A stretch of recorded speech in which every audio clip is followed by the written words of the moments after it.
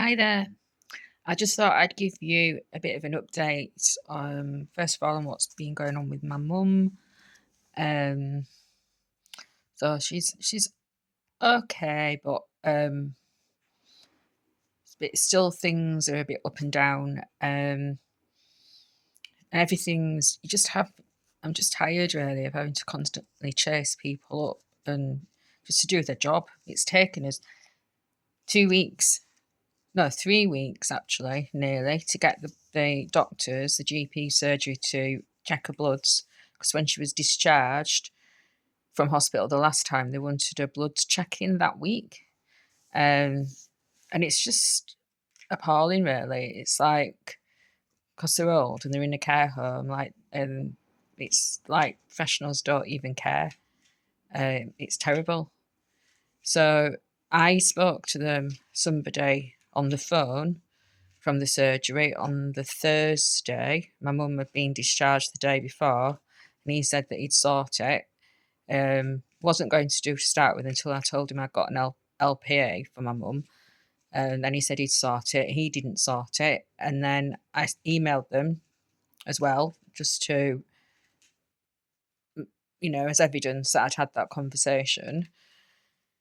Still didn't get sorted. The care home have been ringing the GP surgery as well, and they told them that because it's a nursing home, that the nurse could do it there, but because my mum's under residential care and not nursing care, then the nurse there is not covered with insurance. So the manager told them that. So then they said that they've got to take my mum over to the surgery in a wheelchair, and it's a busy road. She'd just come out of hospital, having had a stroke. And now then they're saying that she had to go over there. So obviously the care home manager said no. So then the GP surgery said that the district nurses couldn't go out. So she said they absolutely can come out. So eventually, after all this toing and froing, they did go and do the bloods, and it's shown that her potassium is low. Now, potassium was low when she was in hospital with the sepsis, and then it was low on her last admission as well. So she had to have extra potassium then. It's only a little bit low, but at no point on those two occasions did they say that she'd got renal failure.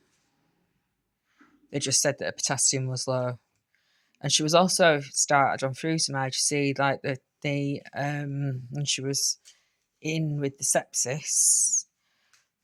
So anyway, these GPs are now saying that they think it's due to the apixaban, and she's been on that since last September. Had no issues with it before. And so I looked them up to see how common it is to get renal failure with apixaban, and it's a 1 to 10% chance. It's a 30% chance of getting renal failure after sepsis, so I would have thought that would have been a more likely cause of it. But also, as well, the furosemide depletes your potassium, so that would be more a likely cause to me anyway. But no, they want to choose the least likely, and I would imagine that that's cynical me thinking that probably that's the most expensive drug, you see, so they want to try and get her off that. But anyway, so they wanted to eat bananas. She doesn't really like bananas, but she has been eating them the last couple of days, so we'll just see. But then, and still no therapy. So the stroke nurse came out the week after my mum had been in hospital. And I didn't see them because they never announce when they're going, they just turn up. So my mum thought that they said that the therapists were coming out at the end of that week, but nobody came and nobody's been since. So that's like 2 weeks ago. So she hasn't seen any therapist since she's gone into that care home. And I'm getting quite angry about it now because she's becoming bedridden, and it's affecting her quality of life. Same with the eating.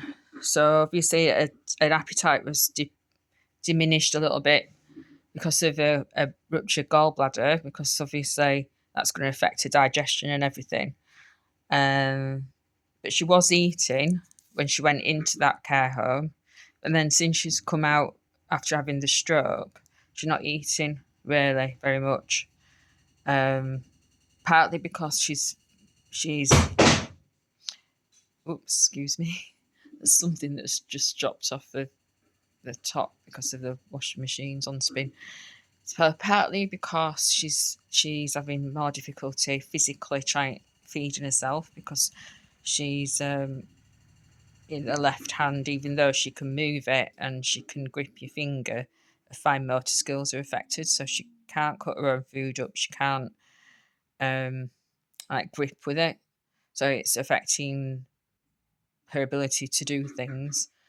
So things like, and she won't ask people to do things. I mean, she has it eventually. After 3 days of not eating, she eventually gave in and does ask the staff to cut her food up. But she won't ask them to open wrappers on sweet, on Mars bars and things like that for her. She won't even ask me to do things like that. I have to offer to do it. And also, I think that the stroke has affected her sense of taste, so she doesn't like the taste of things anymore that she used to do.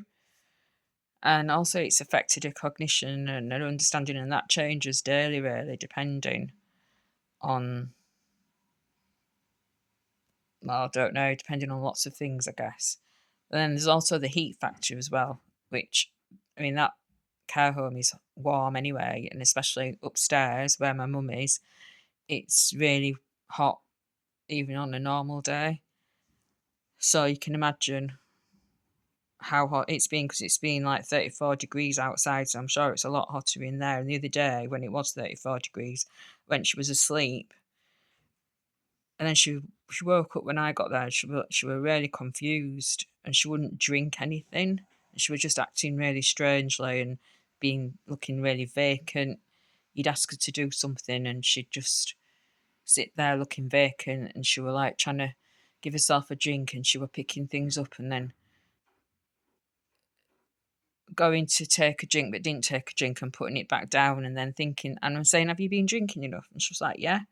So I asked the carer how she'd been, and she said, oh, she has slept a lot today. So I told the senior that I was a bit worried about her really, and she comes in and she said, oh, you need to drink more. So I said, well, she thinks she's been drinking. So she's obviously been forgetting how much she's had to drink and thinking that she's drinking okay. And then I think the heat, she overheated. But if I hadn't gone in then, they wouldn't have picked that up until she'd probably collapsed, because then I stayed with her and made her drink, because she then got so confused and so disorientated that she didn't want to drink or eat anything. But I made her, because I told her if she didn't, that she'd end up in hospital. And then I gave her an electrolyte drink, and then within half an hour to an hour of having that and some soup, then she said she felt a lot better, and she did actually look better. So she's just because she's quite frail now, so she needs she doesn't seem to recognise when she's not well, or she won't tell people when she's not well, because she did say that she'd not been feeling very well. She did say a couple of days ago, but I think that was in the morning, because she said she'd been sleeping a lot, and then she said she felt a bit better, but she won't tell people when she's not feeling very well. So anyway, did said to the staff that they need to make sure that when they put a drink in front of her, that then she drinks that within 2 hours. So obviously it's even more important that she drinks now. But I think she just overheated.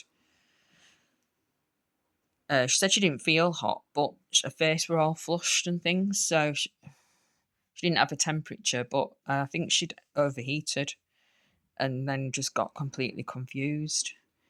But it's just really worrying then that the staff don't pick up on it, and they're lovely and they're caring, but they're just too busy. And then it's just worrying that then they miss stuff. But anyway, hopefully. I've ordered an air conditioner, a little mini air conditioner. So that won't arrive until Wednesday, but at least then if it gets warm again after that, it'll cool the room down a little bit. They're not eating. I don't know really. An appetite. I think she's probably just deteriorating, and it's part of her getting older. She's on declining. It's part of it as well. But I don't want it to happen due to something that could be prevented. I want it. Obviously, if it's going to happen, and it's meant to happen in its own pace, and that's fine. But if it's something that can be prevented and picked up sooner, then we want to try and do that really. And also, I want to try and get a bungalow sorted out and cleared before anything else happens. I don't want to go back into hospital before I've sorted all that out, because it'd just be an absolute nightmare.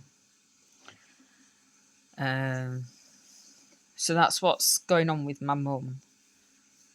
I just think, it's not a case of her going into a care home and she's going to be there for a while and settled. I think she's on the decline, and this is going to be how it is now, up and down until the end, basically.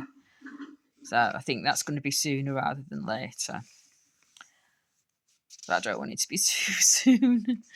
You know what I mean? Because I want her to have some quality of life, basically, and without the doctors and healthcare professionals trying to kill her.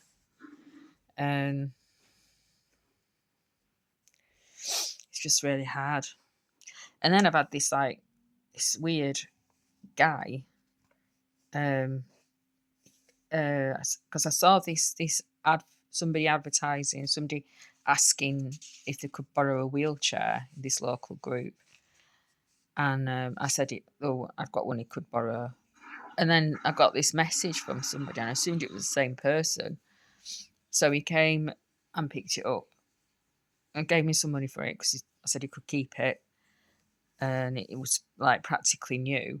And anyway, we were talking, and he seemed really nice, and we got on really well, and we had the similar views on a lot of things, and the conversation was really easy, and we got onto health subjects, and he said he'd send me a couple of videos about a couple of different topics.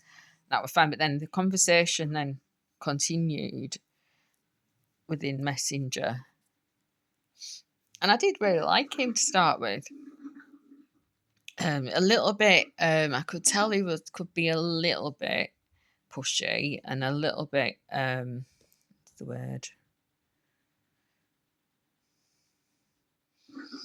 Wanting to be seen as a bit virtuous and helping out and knight in shining armor type of thing. So I could see a little bit of that, but I was willing to just be friends and talk and stuff like that. And we did have a similar sense of humour. Anyway, then he started. Then the compliments started, and the flattery, and once he's okay, but then it started becoming quite a lot. And then he was hinting at meeting up at this scarecrow thing, which was fine. I was quite happy to do that. But as soon as I said that I would, then it kind of thing changed and went a bit weird, and he started getting too pushy. I don't know. Everything just went a bit weird, almost like coming across as desperate. Because then it were like, so you're gonna leave your car at mine and we'll go in my car, and no. And then also at the back of my mind is that I had a feeling that because he was he believed all the COVID stuff. Because he was saying that the app was really good for picking up cases and stuff like that. So he believed all of that. He did recognise that there was some things that the government did that didn't make sense and that was a bit stupid. And he knew that I hadn't had the jab. And I kept hinting about my view on things. But I could tell that he was becoming too needy, and he was getting carried away with things a little bit too much, was when I said that I'd meet him. So I didn't want to lead things on anymore, knowing that if he's had the jab, then basically we can't have a relationship, because I can't, even if he was the nicest person in the world, I can't risk being contaminated with the spike proteins and the nanotech, and which have all been proven to be passed on through bodily fluids and things like that, close contact. So rather than allowing things to go any further and then becoming attached to somebody and then it becoming harder, I decided that I'd back off a little bit. So anyway, then he was just acting strange, like for instance, on the Friday, he messaged me at tea time to say about this. Are you going to leave your car at mine, and we'll go in my car? And I could see where what he was doing. And he's a little bit manipulative, really. Like, oh, leave your car at mine, and then you have to. Then when it's only, he'd be inviting me in for a coffee or whatever, or for some tea. He'd cook. And then you can just see where that's going. So, I'm not stupid. I'm not 18 anymore. I'm nearly 58. And it's like those immature male tactics that are quite manipulative. Instead of just allowing things to happen naturally, kind of trying to control the situation. And that's energetically how it felt as well. And it's just a real turn off for me. So he said that at tea time. He said, "I'm messaging you now because I'm going round to my neighbour's house late for tea, so I might not get a chance to message you later on." Which that's fine. I'm not really that bothered.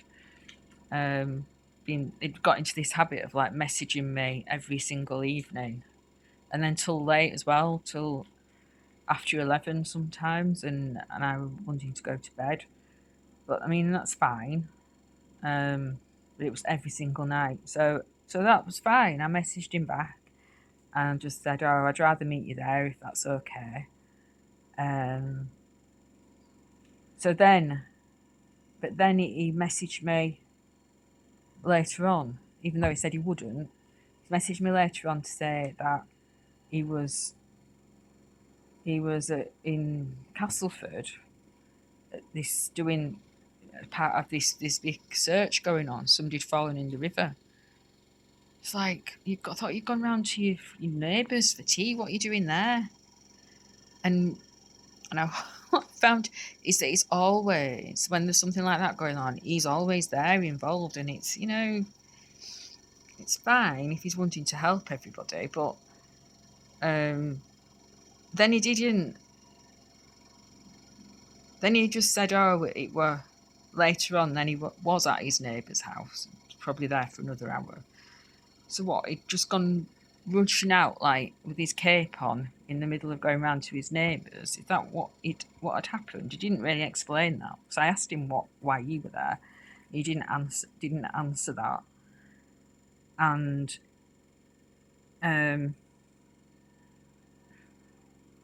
then he forgot what I was going to say now. he just kept messaging me then. Later on, when he'd got right back from his neighbour's house, I thought, no, you said you weren't going to message me. So I've like not messaged him back deliberately. And then the more I didn't message him back, the more he was messaging me. And I was thinking, no, this is just getting a bit needy. And I don't like neediness. So, and if that's how he is after like 5 days of just chatting on Messenger, what would he be like if we were in a relationship?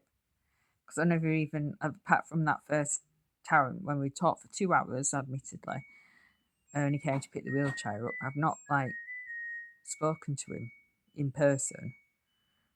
And yet he's like being really, really needy. And it's like, and also as well, he's like this virtuous person who's running off to help everybody. But when he asked me, because I was saying about like having to clear my mum's bungalow out, and he's saying, "Oh, haven't you got any siblings or family to help you?" Or, and I was like, "No," and he didn't offer to come and help me.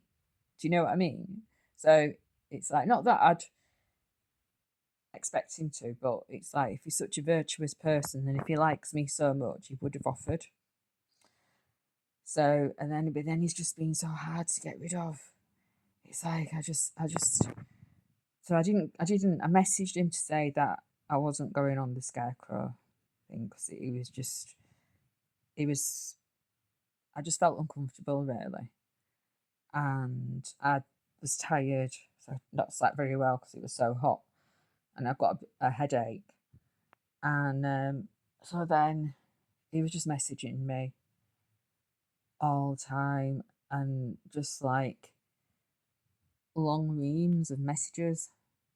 So, and he's saying, because I said, oh, and then there's a jab, oh, and then he's, in his messages, he's being quite manipulative.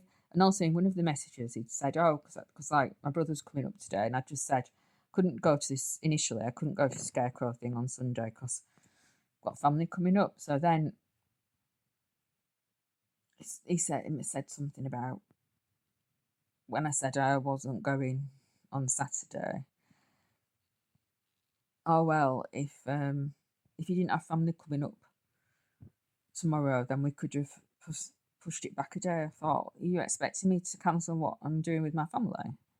No, I don't think so. So anyway, there was just more and more red flags basically of him being a bit of a narcissist. So even when I said about the jabs, oh, we can still be great friends and blah blah blah, but then carrying on as if like we're still wanting to be more than that. So I'm like, no, we're just completely. I think we're just different. I think we're just well, I don't not different people, but I just said I think we're just wanting different things. So so it sort of said, oh yeah, that's fine, blah blah blah. But then even at the end of that, asking me questions so he could carry on the conversation. Oh, how's your mum? Oh, how's then? Hope you're having it. And I'm not replying to him. So I think I've had a lucky escape there. So what I'm learning is that to listen to the red flags, basically, and because normally in the past I would have maybe given him the benefit of the doubt, and then can you imagine like the emotional turmoil that would have created on top of everything else that I'm going through? That would have just been a nightmare. I would have been a wreck basically. So so I'm quite pleased that I've followed my intuition about the red flags, and actually that's proved to be right just by the way he's been behaving since that. Yeah, it's quite sad because actually he was a nice guy, but I think he's obviously a bit mixed up at the moment. So anyway, so that's me.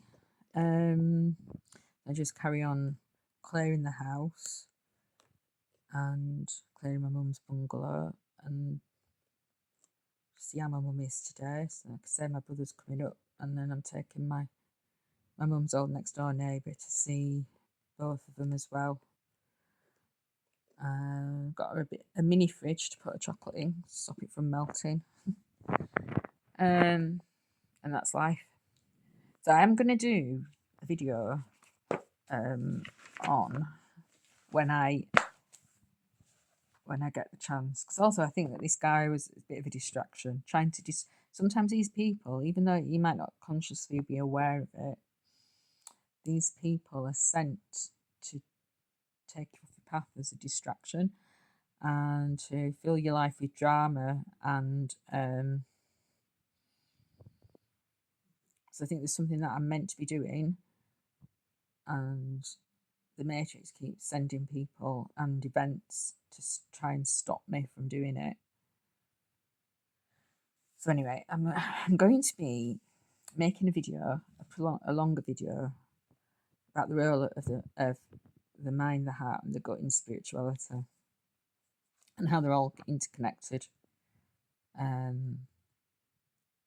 So hopefully I'll get a chance to do that this week, and hopefully the weather will cool down a little bit, and I'll have a little bit more time. So yeah, so I hope you have a good day, and I shall see you soon. Bye.